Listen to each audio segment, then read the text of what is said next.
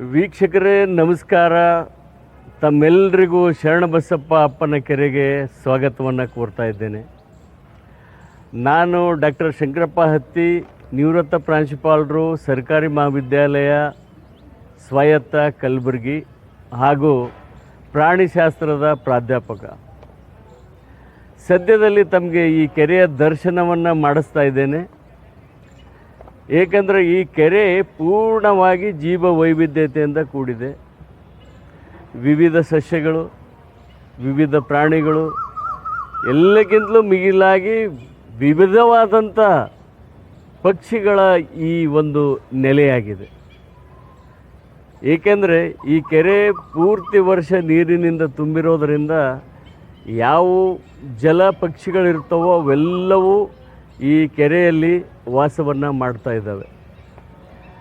ಆ ಕೆರೆಯಲ್ಲಿ ಬರ್ತಕ್ಕಂಥ ಕೆಲವೊಂದು ಪಕ್ಷಿಗಳು ಹೇಳಬೇಕಂದ್ರೆ ಬೆಳ್ಳಕ್ಕಿಗಳಿದ್ದಾವೆ, ಬಕ್ಕಗಳಿದ್ದಾವೆ, ಕೊಕ್ಕರೆಗಳಿದ್ದಾವೆ, ಕೆರಬಲುಗಳಿದ್ದಾವೆ, ನೀರು ಕಾಗೆಗಳಿದ್ದಾವೆ, ರಿವಗಳಿದ್ದಾವೆ, ಟಿಟ್ಟಿಬಗಳಿದ್ದಾವೆ, ಗುಳುಮುಳುಕುಗಳಿದ್ದಾವೆ, ನೀರು ಕೋಳಿಗಳಿದ್ದಾವೆ, ಹಂಸಗಳಿದ್ದಾವೆ, ವಿವಿಧ ಮಿಂಚುಲಿಗಳಿದ್ದಾವೆ, ಸಿಪಿಲೆಗಳಿದ್ದಾವೆ, ಸಿಂಪಿಗ ಪಕ್ಷಿ ಇದೆ, ಸ್ವರ್ಣ ಪಕ್ಷಿ ಇದೆ, ಗೊರವಂಕ ಇದೆ, ಹದ್ದುಗಳಿದ್ದಾವೆ ಮತ್ತು ಇದೆಲ್ಲದಕ್ಕೂ ಹೆಚ್ಚಿನದಾಗಿ 2 ರೀತಿಯ ಬಾವಲಿಗಳು ಕೂಡ ಇಲ್ಲಿ ವಾಸಿಸ್ತಾ ಇದ್ದಾವೆ. ಆ ಮೊದಲು ಈಗ ನಾನು ನಿಮಗೆ ಈ ಕೆರೆಯ ಬಗ್ಗೆ ಸ್ವಲ್ಪ ವಿವರಣೆಯನ್ನು ಕೊಟ್ಟು ನಾನು ಮುಂದೆ ಸಾಗ್ತೇನೆ. ಇದು 12ನೇ ಶತಮಾನದಲ್ಲಿ ರಾಜ ಗುಲ್ಚಂದ್ ಅವರು ನಿರ್ಮಿಸಿದಂಥ ಕೆರೆ. 19ನೇ ಶತಮಾನದಲ್ಲಿ ನಿಜಾಮ್ ಮೆಹಬೂಬ್ ಅವರು ಕಟ್ಟಿಸಿದ್ದಾರೆ ಮತ್ತೊಮ್ಮೆ ಅಂತೇಳಿ ಕೇಳಿದ್ದಿದೆ. ಇದಕ್ಕೆ ಸಾಮಾನ್ಯವಾಗಿ ಶರಣಬಸಪ್ಪ ಅಪ್ಪನ ಕೆರೆ ಅಂತ ನಾವು ಕರಿತೀವಿ, ಅಪ್ಪನ ಕೆರೆ ಅಂತ ಕರಿತೀವಿ. ಈ ಕೆರೆಯ ಮೇಲೆ ಮೊದಲು ಹುಲ್ಲು ಬೆಳೆದಿತ್ತು, ಐಕಾರ್ನಿಯ ಸಸ್ಯ ಬೆಳೆದಿತ್ತು. ಆ ಐಕಾರ್ನಿಯ ಸಸ್ಯ ಬೆಳೆದಿರೋದ್ರಿಂದ ಈ ನೀರು ಪೂರ್ತಿಯಾಗಿ ಆ ಸಸ್ಯದಿಂದ ಆವರ್ತತವಾಗಿತ್ತು. ಇದಕ್ಕೆ ಏನು ಪುನರುಜ್ಜೀವನದ ಕಾರ್ಯ 2003ರಲ್ಲಿ ನಮ್ಮ ಭಾಗದ ನಾಯಕರಾದಂಥ ಶ್ರೀಮಾನ್ ಮಲ್ಲಿಕಾರ್ಜುನ್ ಖರ್ಗೆ ಅವರಿಂದ ಪ್ರಾರಂಭವಾಯಿತು. ಆ ವೇಳೆಯಲ್ಲಿ IAS ಅಧಿಕಾರಿಯಾದಂಥ ಅಂಜುಮ್ ಪರ್ವೇಜ್ ಅವರು ಇದರ ಪುನರುಜ್ಜೀವನಕ್ಕೆ ಮತ್ತೆ ನಾಂದಿ ಹಾಡಿದರು. ಇದರ ಪುನರುಜ್ಜೀವನ ಪ್ರಾರಂಭವಾಗಿದ್ದು ಮತ್ತೆ 2008ರಲ್ಲಿ ಪ್ರಾದೇಶಿಕ ಆಯುಕ್ತರಾದಂಥ ಶ್ರೀ ರಜನೀಶ್ ಗೋಯಲ್ ಅವರು ಇದಕ್ಕೆ ಪೂರ್ಣ ಪ್ರಮಾಣದ ಪುನರುಜ್ಜೀವನವನ್ನು ಕೊಟ್ಟರು. ಈ ಪುನರುಜ್ಜೀವನದಲ್ಲಿ ಸುಮಾರು 57 ಎಕರೆಯಲ್ಲಿ ಇರ್ತಕ್ಕಂಥ ಈ ಕೆರೆಗೆ 4 ಎಕರೆ ಉದ್ಯಾನವನಕ್ಕಾಗಿ ಮಕ್ಕಳ ಮನೋರಂಜನೆಗಾಗಿ ಮಾಡಿಟ್ಟು ಉಳಿದ ಭಾಗವನ್ನು ಪೂರ್ಣವಾಗಿ ಕೆರೆಯಿಂದ ತುಂಬಿದೆ, ನೀರಿನಿಂದ ತುಂಬಿರ್ತದೆ. ಅದೊಂದು ಸುವರ್ಣ ಕಾಲ ಅಂತ ಹೇಳ್ಬೋದು. ಈ ಕೆರೆಗೆ ಪ್ರತಿದಿನ ಸಾರ್ವಜನಿಕರು ಬಂದು ಇಲ್ಲೆಲ್ಲ ಇದನ್ನು ಭೇಟಿಯಾಗಿ ಇಲ್ಲಿ ಮನೋರಂಜನೆ ಪಡಿತಾ ಇದ್ದರು.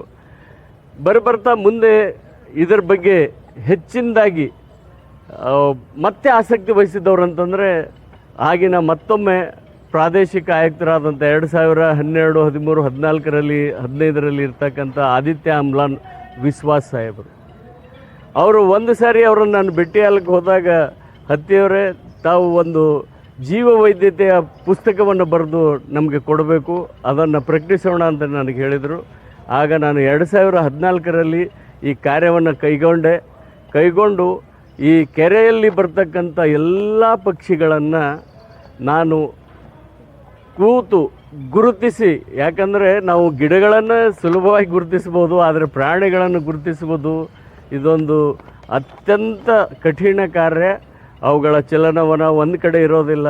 ಅವುಗಳನ್ನು ಪ್ರತಿಯೊಂದನ್ನು ಗುರುತಿಸಿ ಸುಮಾರು 61 ಪಕ್ಷಿಗಳು ಮತ್ತು 2 ಬಾವಲಿಗಳ ಬಗ್ಗೆ ಈ ಪುಸ್ತಕವನ್ನು ಬರೆದಿದ್ದೇನೆ. ಈ ಪುಸ್ತಕದ ಹೆಸರು ಶರಣಬಸವೇಶ್ವರ ಕೆರೆಯ ಪಕ್ಷಿಗಳು ಮತ್ತು ಬಾವಲಿಗಳು. ಇದನ್ನು ಸ್ವಲ್ಪ ನಾನು ಕೆರೆಯ ಬಗ್ಗೆ ಹೇಳ್ತಾ ಹೋಗ್ತೇನೆ. 2019ರಲ್ಲಿ ಕೋವಿಡ್ ಪ್ರಾರಂಭವಾದಾಗ ಮತ್ತೆ ಈ ಉದ್ಯಾನವನ ಪೂರ್ತಿಯಾಗಿ ಹಾಳು ಬಿದ್ದುಬಿಡ್ತು. ಹಾಳು ಬಿದ್ದಂಥದ್ದು ಈ ಉದ್ಯಾನವನವನ್ನು 2003ರಲ್ಲಿ ಸದ್ಯದಲ್ಲಿ ಇರ್ತಕ್ಕಂಥ ಶ್ರೀ ಕೃಷ್ಣ ಬಾಜಪೇಯಿ ಸಾಹೇಬರು ಇದಕ್ಕೆ ಮತ್ತೆ ಪುನರುಜ್ಜೀವನ, ಇದಕ್ಕೆ ಒಂದು ಜೀವನ ಕೊಟ್ಟಿದ್ದಾರೆ. ಈ ಹೀಗೆ ಮತ್ತೆ ಎಲ್ಲವೂ ಪ್ರಾರಂಭವಾಗಿದೆ. ಜನರು ಮನೋರಂಜನೆಗಾಗಿ ಬರ್ತಾ ಇದ್ದಾರೆ. ಫುಡ್ ಕೋರ್ಟ್ಗಳಿದ್ದಾವೆ, ವಿವಿಧ ಆಟಿಕೆ ಸಾಮಾನುಗಳು ಇಲ್ಲೆಲ್ಲ ಇದ್ದಾವೆ. ಇವೆಲ್ಲವೂ ಈಗ ಮತ್ತೆ ಪೂರ್ಣ ಪ್ರಮಾಣದಲ್ಲಿ ನಡೀತಾ ಇದೆ. ಈ ಸಾರಿ ಹೆಚ್ಚಿನ ಮಳೆ ಇರೋದ ಕಾರಣ ಪೂರ್ತಿಯಾಗಿ ಕೆರೆ ಒಣಗಿ ಹೋಗಿತ್ತು, ಸ್ವಲ್ಪ ಮಾತ್ರ ನೀರು ಉಳಿದಿತ್ತು. ಇದರದ ಮತ್ತೆ ಪುನರುಜ್ಜೀವನ ಕಾರ್ಯವನ್ನು ಶ್ರೀ ಕೃಷ್ಣ ವಾಜಪೇಯಿ ಸಾಹೇಬರು ಈಗ ಸದ್ಯದಲ್ಲಿ ಕೈಗೊಂಡಿದ್ದಾರೆ. ಹೂಳೆತ್ತುವ ಕಾರ್ಯಕ್ರಮ ಭರದಿಂದ ಸಾಗ್ತಾ ಇದೆ. ಈ ಬರೋ ಒಂದು 8-10 ದಿವಸದಲ್ಲಿ ಪೂರ್ಣವಾಗಿ ಈ ಹೂಳೆತ್ತುವ ಕಾರ್ಯಕ್ರಮ ನಡೀತದೆ. ನಾನು ಎಲ್ಲಕ್ಕಿಂತಲೂ ಮುಖ್ಯವಾಗಿ ತಮಗೆ ಹೇಳಬೇಕೇನು ಅಂತಂದರೆ, ಇದೊಂದು ಅತ್ಯಂತ ದುರ್ಲಭವಾಗಿ ಸಿಗ್ತಕ್ಕಂಥ ಒಂದು ಜೈವ ವೈವಿಧ್ಯಕ ತಾಣ. ಈ ಜೈವ ವೈವಿಧ್ಯಕ ತಾಣವನ್ನು ನಾವೆಲ್ಲರೂ ಕೂಡಿಸಿ ಉಳಿಸ್ಕೊಳ್ಬೇಕಾಗಿದೆ. ಈಗ ತಾವು ನಡುಗಡ್ಡೆಯನ್ನು ನೋಡ್ಬೋದು. ನಡುಗಡ್ಡೆ, ಆ ನಡುಗಡ್ಡೆಯಲ್ಲಿ ಸಸ್ಯರಾಶಿ ಇದೆ. ಆ ಸಸ್ಯರಾಶಿಯ ಮೇಲೆಲ್ಲವೂ ಪೂರ್ಣವಾಗಿ ಬಾವಲಿಗಳು ಅವುಗಳ ಜೀವನವನ್ನು ಮಾಡ್ತವೆ. ರಾತ್ರಿಯೆಲ್ಲ ಅಲ್ಲೇ ಜೋತ್ ಬಿದ್ದಿರ್ತವೆ. ದಿನದಲ್ಲಿ ಕೆಲವೊಂದು ಹಾರಿ ಹೋದರೆ ಉಳಿದಿದ್ವೆಲ್ಲವೂ ಅಲ್ಲೇ ಇರ್ತವೆ. ಅದೇ ರೀತಿ ಪಕ್ಷಿಗಳಿಗೆ ವಿವಿಧ ರೀತಿಯ ಪಕ್ಷಿಗಳು ಅಲ್ಲಿ ಅವುಗಳಿಗೆ ತಾಣವಾಗಿದೆ. ಇದೊಂದು ಅತ್ಯಂತ ಸುಂದರ ಕೆರೆ ಇರೋದರಿಂದ ಇಲ್ಲಿ ನಾನು ಗುಲ್ಬರ್ಗದ ಜನತೆಗೆ ತಾವು ಅಷ್ಟೇ ಬರೋದಲ್ಲದೆ ತಮ್ಮ ಮಕ್ಕಳನ್ನು ಕರ್ಕೊಂಡು ಬನ್ನಿ, ಮತ್ತು ಕಾಲೇಜಿನ ವಿದ್ಯಾರ್ಥಿಗಳು, ಶಾಲೆ ವಿದ್ಯಾರ್ಥಿಗಳು ಇದೆಲ್ಲವೂ ನೋಡಲೇಬೇಕಾಗಿದ್ದು. ಯಾಕಂದರೆ ಒಂದೇ ಸ್ಥಳದಲ್ಲಿ ಇಷ್ಟು ಜೈವ ವಿವಿಧತೆ, ಅದು ನಗರದ ಹೃದಯ ಭಾಗದಲ್ಲಿ ಸಿಗೋದು ಅತ್ಯಂತ ಕಠಿಣ. ಅಂಥ ದುರ್ಲಭವಾದಂಥ ಒಂದು ಏನು ನಮ್ಮ ಪುಣ್ಯ ಅನ್ಬೋದು, ಅಂಥ ತಾಣ ನಮ್ಮ ಎದುರುಗಡೆ ಇದೆ.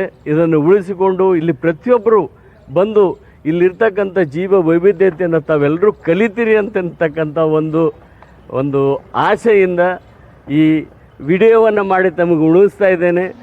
ಎಲ್ಲರೂ ಬನ್ನಿ. ಇದಲ್ಲದೆ 2 ಪಕ್ಷಿ ಗೋಪುರಗಳನ್ನು ನಾವು ಸ್ಥಾಪಿಸಿದ್ದೇವೆ.